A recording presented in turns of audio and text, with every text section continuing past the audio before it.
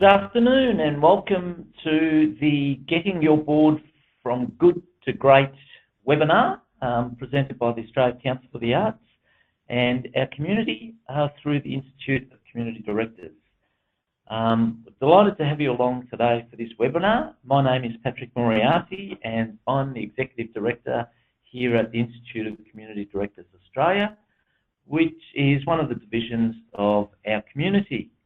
I'd like to start by acknowledging that regardless of the fact that we're delivering a webinar, that I would like to acknowledge the traditional owners, past, present and emerging, of the land from which this webinar is currently being delivered here in Melbourne, the Wurundjeri people of the Kulin Nation, and also to the traditional owners on the lands on which you may be listening in to this webinar on right across country.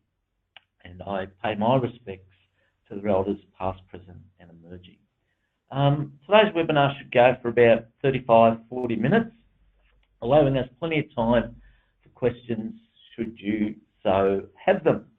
And in today's session we're going to be covering off a little bit about board basics and where you probably should be currently, what we need to put in place for arts boards, what better arts boards are currently doing and how they find the time to do it, making sure that we have art as a standing agenda item and making sure that we are having strategic discussions relating to our art, a little bit about recruitment, induction and succession planning, and probably towards the end a little bit about something that we're starting to see emerge, and making sure we're checking in on your organisation's culture and values.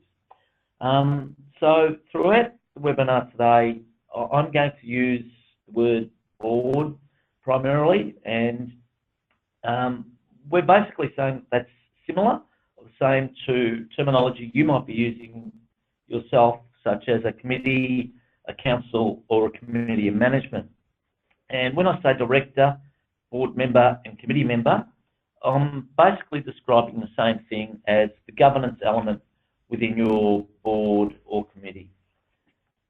Just so that you're aware today, whilst we will be going straight through in the webinar, you have a capacity to ask us questions at any stage through this webinar, and we'll be taking those down and coming back to those questions.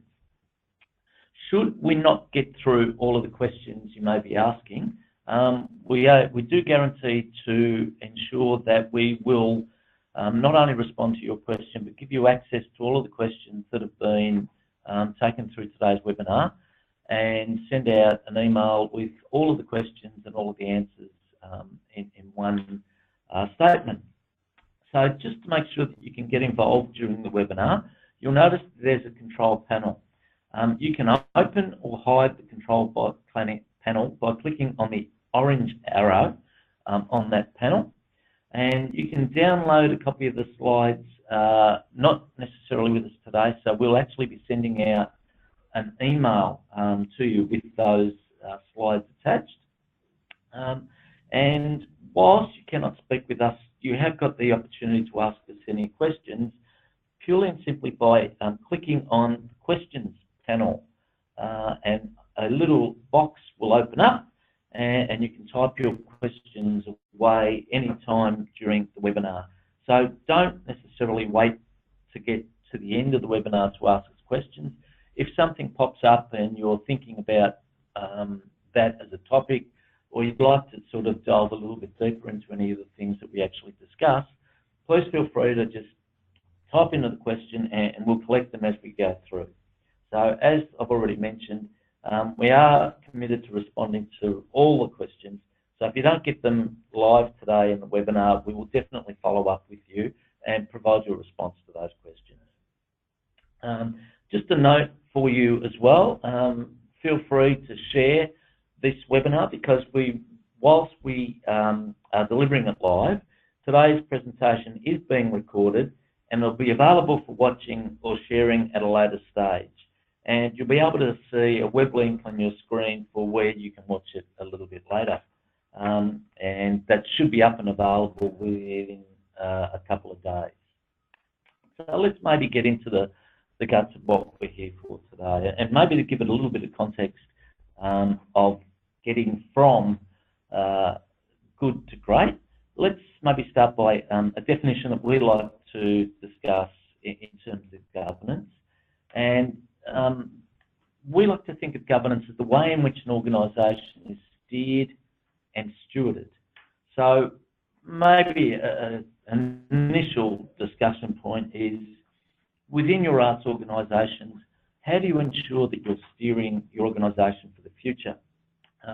We'll dive into this a little bit more closely in a minute, but really that's where your strategic intent, the strategic direction should be articulated through your strategic and business plans. And then, if that's the case, what do we mean by stewardship? Well, really, the stewardship element is just recognising that the organisation has probably had a history and will be having a future. So it's ensuring that as board members, we've got an understanding of the values, behaviours and the standards that we expect not only of ourselves but of anyone within the organisation. So have we clearly articulated our values? Do we actually have a description of what those values look like in practice? And do we have the standards established through things like a code of conduct or a code of ethics? And it's also a recognition that as a board member, you're only here for a period of time on the board. So recognise that I should acknowledge the history of those that have been before me. I should have an understanding of the organisation's history and where it came from.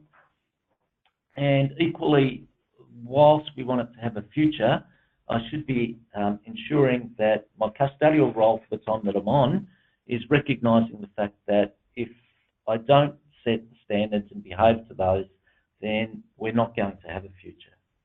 So when we talk about setting direction, what are the elements that we should be really articulating and making sure we've got in place?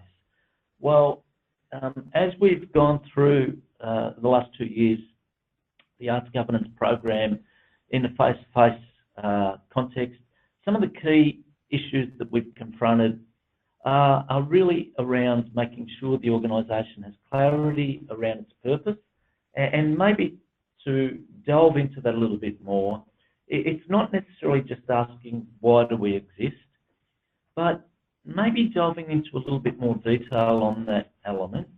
And have we asked ourselves as an organisation, have we asked ourselves as a board some really strategic questions, such as, if we didn't exist as an organisation, what would be lost to the arts sector? If we didn't exist as an organisation, who would really miss us? And probably a confronting one that actually came out of a session with Country Arts WA and a piece of feedback was, if we didn't exist, what could actually be gained within the sector? And that's 3 relatively strategic questions that really link to ensuring that we have got a clarity around the purpose of why we exist. And then looking forward and ensuring that as a board, as an organisation, that we've actually got a clear vision to what the organisation is trying to achieve. And in that sense, what is our artistic vision? And, you know, really, when we were going around the country, there were a number of organisations who really hadn't clearly articulated their artistic vision. And for that to really be useful, it should be able to be articulated, it should be able to be shared, and it really should shape all the activities and strategic directions of the organisation. And if the board's not engaged with the artistic vision, and by that I don't mean that they are developing the artistic vision, but they have to be engaged, not interfering with that vision, around why they're there. So if the board can't articulate the artistic vision, in fact, are they the right custodians, the right board members, to be setting the future of our organisation. And it really should be something that every board member has clarity around and should be working towards. Then, what is our plan? What is our strategy? Are we having strategic discussions? How does our strategic plan link with our artistic vision?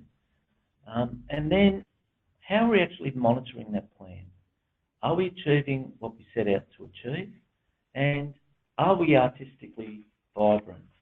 And linking then that into an element that is often ignored is, how do we actually measure our artistic vibrancy?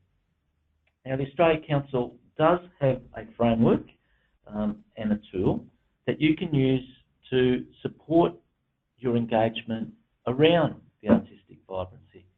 It's got some great questions that, as board members, we can look to maybe engage with the artistic vibrancy and the artistic vision. And really, some of the issues that we've seen are the board members who really may be there for a specific skill or expertise, may not think that they understand the art form or the practice, and may disengage with discussions around artistic vision.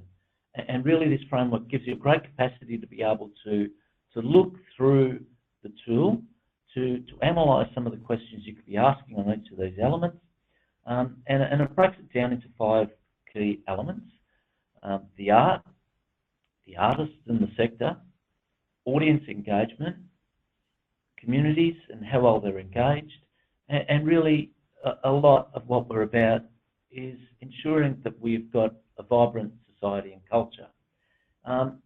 There's a number of models, and it's not as if the Australia Council is the only model out there, and you may have developed and described your own framework to measure your artistic vibrancy. A number of arts organisations have also employed the use of creative key performance indicators, and that requires obviously thinking well beyond bums or seats, on seats or ticket sales. You know, we do acknowledge the difficulties of measuring artistic impact, but it's not so much about the measurement as having a language to think more broadly about your organisation's impact and to help support the ensuring vibrancy of society and culture within an arts framework. So what does good governance look like in the arts? Together we've developed a framework that engages 3 elements that includes leadership, people, and a practices element. Now, whilst visually these circles and concentric circles do overlap, it's important to recognise there's no one model for good governance. And the elements that we've described and denoted in this framework, whilst they may sit discreetly, do actually work within the overall framework.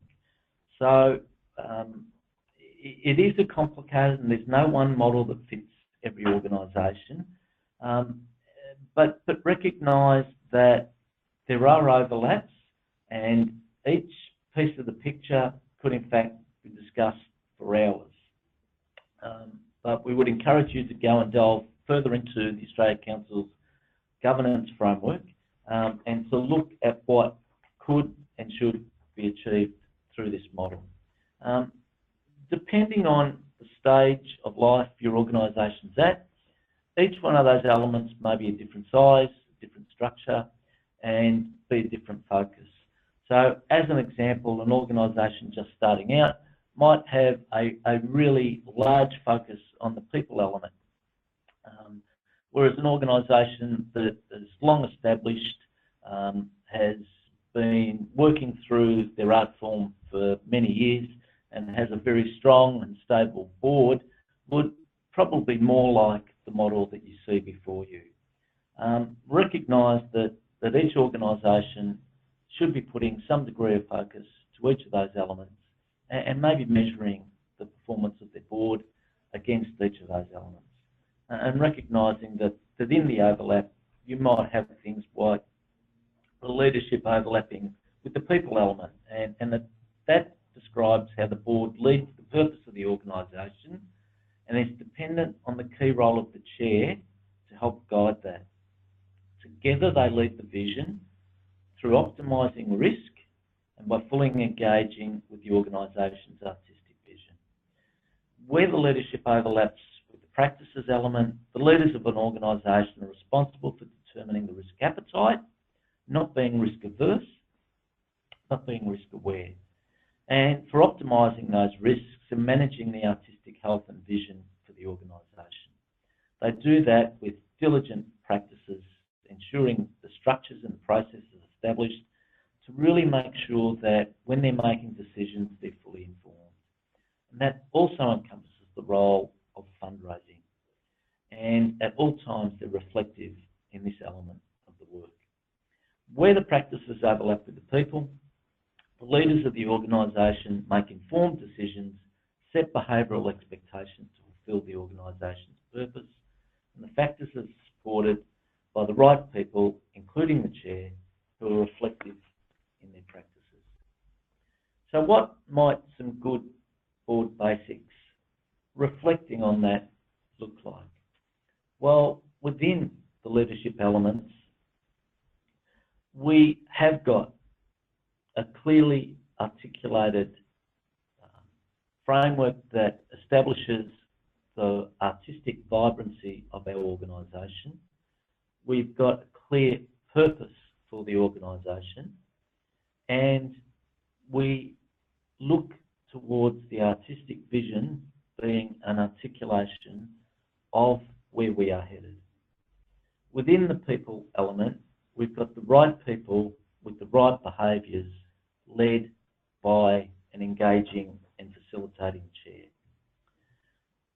For the practices element, we made sure that our board structures and processes are working for us, that we recognise that not only have we got a legal, but we've got a moral obligation to make informed decisions, that we don't just sit and deliver, we actually reflect and ensure that the work that we're doing has got some form of measurement behind it, and that the board is and does engage in the practice to ensure that we are sustainable for the long term by ensuring that we have sufficient funds to meet our plans. So maybe reflecting on that, how are we going in terms of meeting some of those basics, and what should we be making sure that we've got in place? Well, we should ensure that we're recruiting based not just on whether someone has a pulse, but on whether they actually fit within a clearly articulated matrix of expectations of what our board really should look like. We should ensure that we've got a balanced form of representation from the sector. That doesn't mean that the board just purely and simply focuses on financial or legal elements, but has discussions around the art. We've articulated our values and our behavioural expectations for not just staff and management, but for the board itself. What are the expectations and standards we hold for each and every board member? And that's done through a code of conduct or code of ethics. We've set clear expectations of our board members, not just in terms of their values, but we need to ensure that they are aware of the time commitment, as an example, expected of them, and one that they can meet. And that's ensured and processed through a proper induction process that onboards them to our board with the capacity to contribute as soon as they step on. That we have board meetings that are planned and scheduled throughout the year through a board calendar that ensures that we have strategic discussions, not just operational discussions, and that any decisions that we need to make are fully supported through a rigorous form of briefing paper. That we as a board recognise that we have a requirement to not just manage our own performance, but to manage the performance of our General Manager, CEO, Artistic Director, at least annually. And the role of the Chair in having informal discussions with our CEO, GM, Artistic Director, in between those processes, ensuring that the health of the organisation continues to be paramount. That we have a succession plan in place for our key staff members and for our board itself.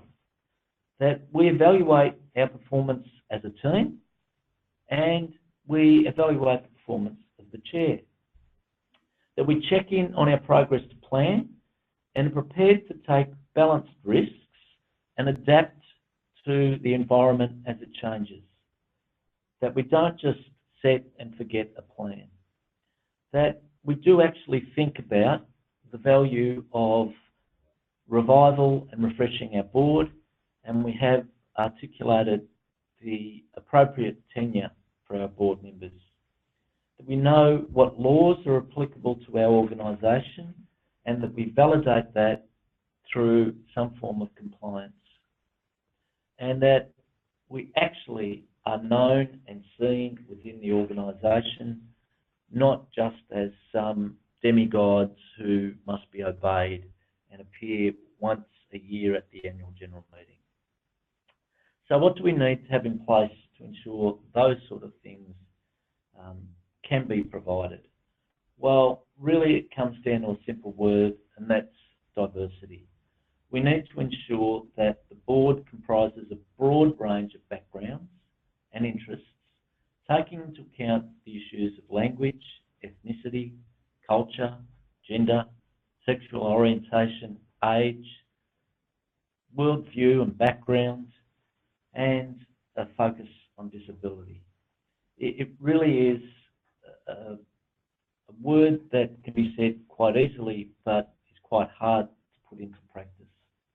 In a near perfect world, every board would have a seat reserved for all of the different groups and subgroups in society. In a perfect world, the seats would need to be reserved, but would be filled naturally by a diverse range of people. In reality, of course, that's unlikely to happen.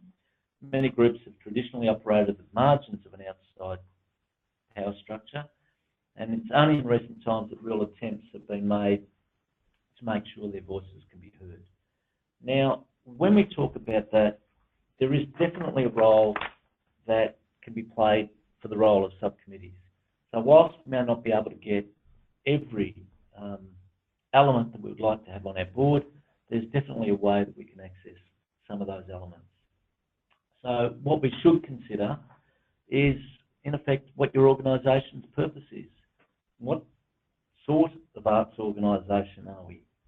What is our context in terms of our geography, our sector, our membership? Who are we there to serve? And we should build a commitment by making the case for change. And we can take some very basic steps to make this more accessible and more diverse by thinking about the times that we meet and where we actually meet. Really, we should ensure that at the very least your board includes the voices of the organisation's users. It's hard to see how a governing body can properly carry out its role without those views of key stakeholders being represented at the decision-making table. And we've seen a number of times over the last 2 years examples of organisations that have focused maybe very heavily on the financial aspects or the legal aspects as a board, but have really become disengaged and forgotten about the reason they exist. So really making sure that we do get the arts back on the agenda, and maybe that's a really clear role for more than just having one form or one person from an arts background on that board. So maybe really thinking long and hard about what the balance should be. So how can we actually do that? Well, we can conduct a search and target the type of person we're after. And in effect, one method is to have your normal board position descriptions and add your diversity traits to it, for example.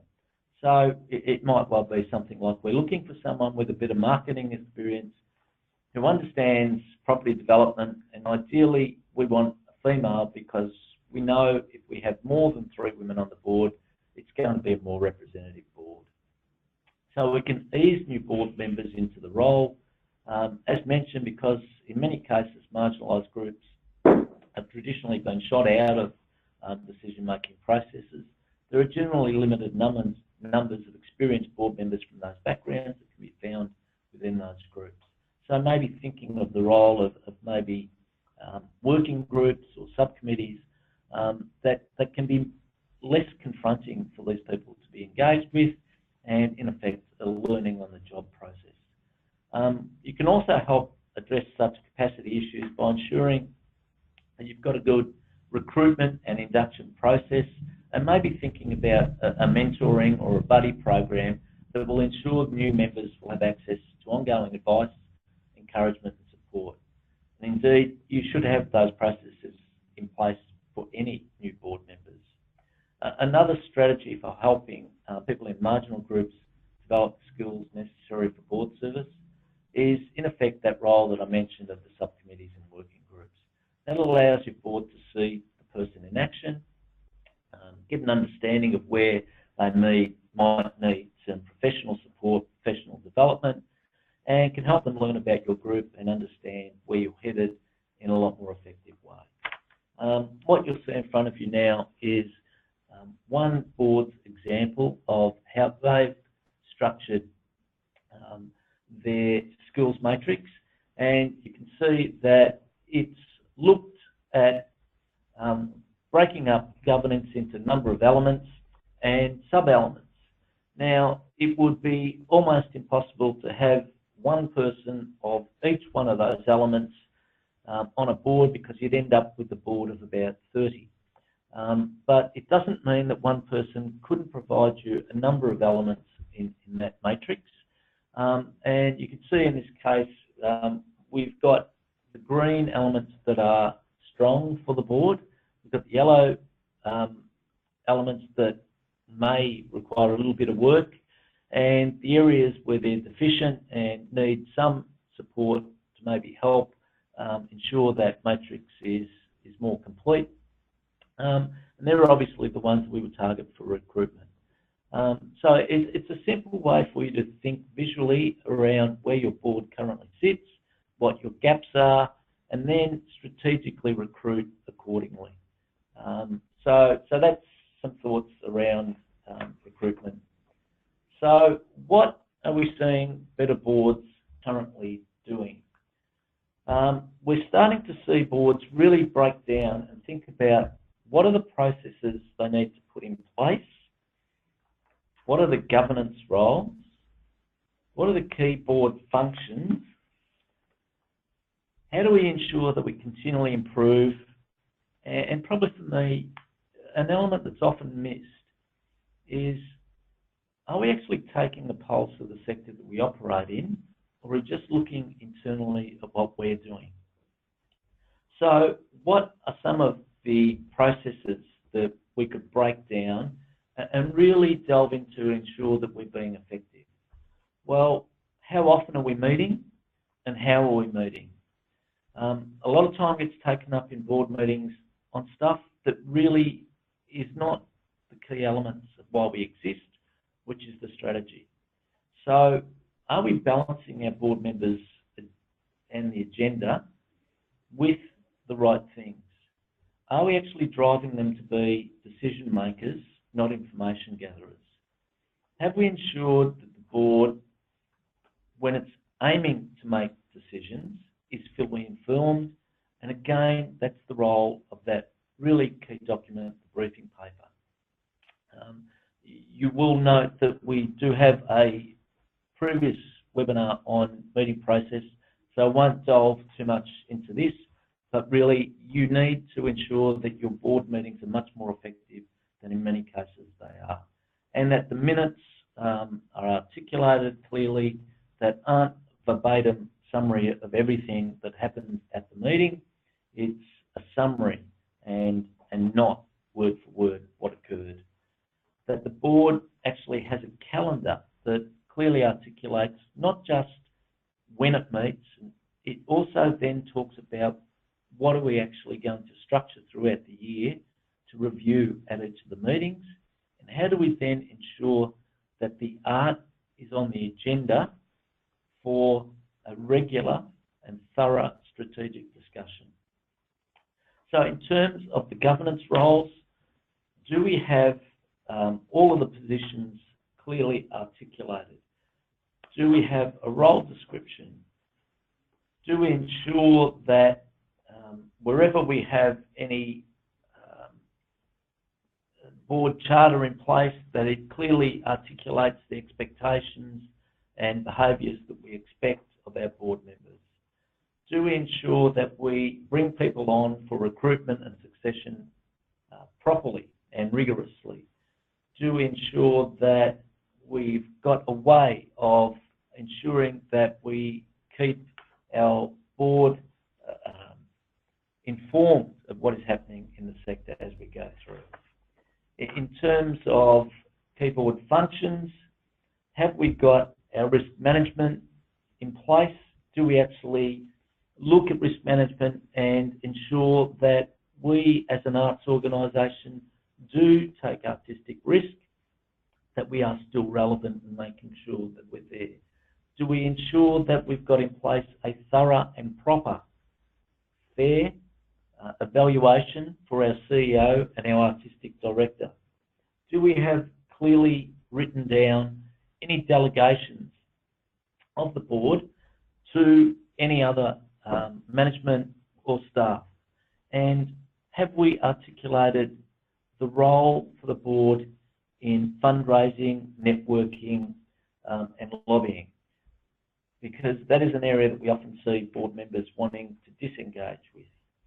And in terms of areas for improvement and continuous improvement, making sure in place that the directors are fully aware of their obligations, that we have appropriate insurances in place to protect our directors, that we undertake some form of evaluation of the board itself, that we invest some time, energy and effort into making sure that we have ways of ensuring professional development, that we take selection and recruitment of board members seriously, and that we have an appropriate induction and exit strategy for board members. So then move into the pulse taking. And really this is an area that we see a lot of arts organisations not spending as much time on as they probably should. So again, just some basic questions to ask. In our field of art, who would we describe as the leader? And is that locally? Is that within our nation? Or what about internationally? Who are the innovators in our field? And again, locally, interstate, internationally, and where and how do we fit within that spectrum? We see a lot of organisations measuring their own performance, but they don't know where they fit in terms of their field of practice. So really getting the board strongly engaged in thinking outside of their own boardroom and where our organisation fits. And in terms of that, are we risk averse or risk aware? And what does risk look like for us compared to those organisations that we may have now started to look at?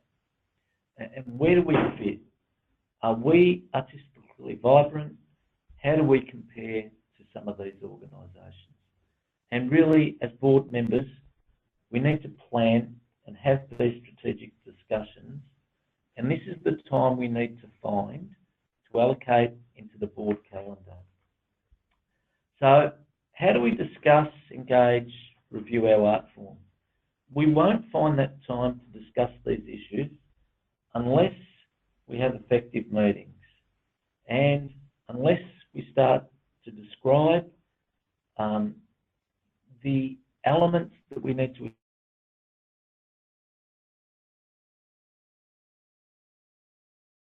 where our leadership, people and practices framework overlaps, and we have to make conscious decisions as a board to step up to that strategic level and minimise our involvement in the operational and day-to-day. So, recognising that time is moving on, one key emerging trend that is starting to get on board agendas, not just in the not-for-profit sector, but increasingly we're seeing being discussed in the corporate context, is the organisation culture. And let's maybe start by looking at culture being defined. And for this, we read a wonderful paper provided by the Financial Reporting Council in the UK that has actually started to drive some reform at corporate level.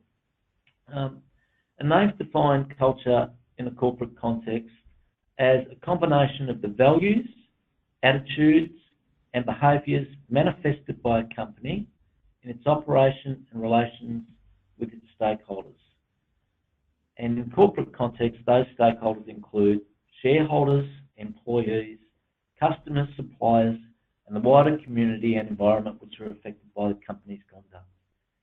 So a question for you to think of getting to that next level as a board. Has your board actually sat down, identified with management and mapped the engagement you'll currently have with your stakeholders? So let's maybe look at what are some of the practical things that board and directors should be doing to promote a more positive culture in their organisation, and let's see how we're doing as a board ourselves. Have we modelled the organisation's desired behaviours and values when interacting with management and staff? Are they living the values of the organisation? And from my perspective in that sense, if we've got a value statement and we've articulated the behaviours that we expect of that, are these visible within the organisation? Can our staff, can our management refer to these on a day-to-day basis? Do our directors have interaction with staff across the organisation? And are they good relationships with key employees? Again, that's an element that we can help promote through the use of working groups and steering committees.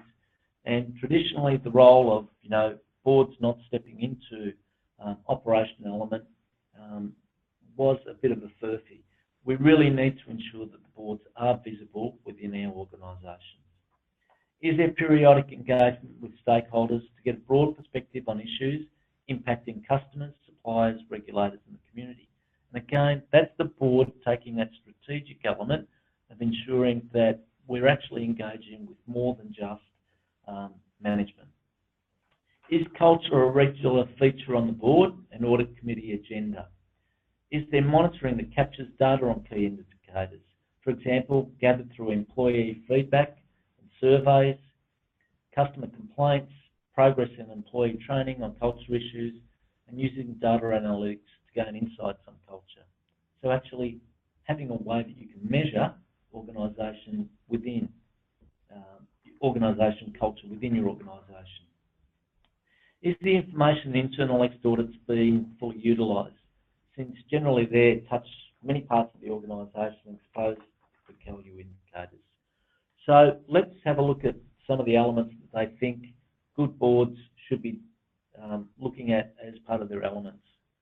So are we demonstrating leadership And in particular, I'll be working with the CEO or Artistic Director to embody the desired culture, embedding that at all levels and in every aspect of what we operate. So we really do have a responsibility to act as leaders to ensure that these things are delivered. Do we recognise as a board a healthy corporate culture is a valuable asset and a source, in many cases, of competitive advantage. And it's vital to the creation and protection of long-term value that many of us are trying to drive as directors. That we should be open and accountable at every level. So good governance means having a focus on how this takes place through the organisation and those who act on its behalf. It should be demonstrated in the way that the organisation conducts its business and engages with its stakeholders. That we actually have got the values of the organisations and behaviours embedded within and in practice with our employees. That we should assess, measure and engage how we align with the desired outcomes and values of the organisation, and the board has to understand the behaviour of the organisation and challenge where they find misalignment with the values or need for better information. And I'm going to talk briefly in a minute about one of those areas that we're seeing a lot of issues. That the performance management and reward systems should support and encourage behaviours consistent with the organisation's reason for existing, our values, strategy and our operating model. The board's responsible for explaining this alignment clearly to key stakeholders, and that we do act as effective stewards and include engagement about culture and better reporting. So when we manage, what we need to ensure is when we see management, staff and volunteers burning out, that it is in effect an organisational culture issue. And in this sense, it's critical that plans are realistic in what we as a board are setting, and that we actually have built a bridge between what is the strategic element and what is the operational element, and that we can actually see that with limited resources, this is achievable. So we need to ensure that burnout is a critical issue in our sector, and that setting unrealistic plans with limited resources and limited funds is setting people up to actually burn out. So it's an area that we feel really does need to be explored as a board member. And to maybe finish up with a statement that we really feel is critical to that being able to be achieved, and that's that your boardroom should not only feel safe to say how you think, but to also say how you feel. And too often we, as board members, may have a barrier to these through feeling that we're going to be judged for what we feel, to feel that we might try and dilute what is strategic and what is operational, and we may have a fear of just getting off tack. Now, what we really do need to ensure is that your chair drives a feeling of camaraderie and ensure that there are times and places where we have the strategic discussions where everybody should be able to say what they really feel and promote and welcome discussion around those elements. I realise we're getting on in time, so I've provided a slide that gives you a number of references to a lot of the materials we've been talking about today, including the Australia Live Performances Industry Code of Practice in draft form, around an issue that we really see as a cultural issue, and that's the whole issue of discrimination, harassment and bullying. So please be mindful that these things do exist and we should be putting those in place, and really they need to be led by the board. So I am looking across the table and we don't seem to have any questions. I might just pause for a minute and just let you try and gather your thoughts and pulled together some questions. But just while you're doing that, just a reminder that there are a number of other webinars available viewing currently, and that's an arts governance refresher, a webinar on meeting processes and the whole issue of board review, as well as the role of an arts chair.